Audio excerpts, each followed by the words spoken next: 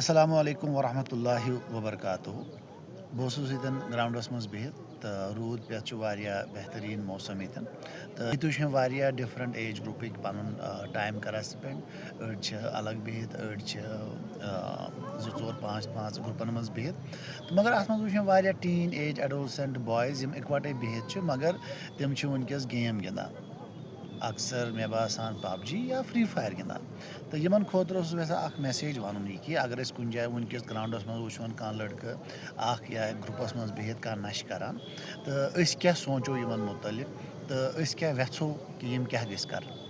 इथे कन पज समझुन कि कुन सात गेमिंग तो एडिक्शनस बराबर आसान कुन सात गेमिंग हिंद एडिक्ट बनान तो ये नश सन जिंदगी चाहे फिजिकली इमोशनली मेंटली खराब करान इथे कन गेमिंग एडिक्शन तो सुई असर त्रावान ये बे नश जिंदगी पे असर त्राय।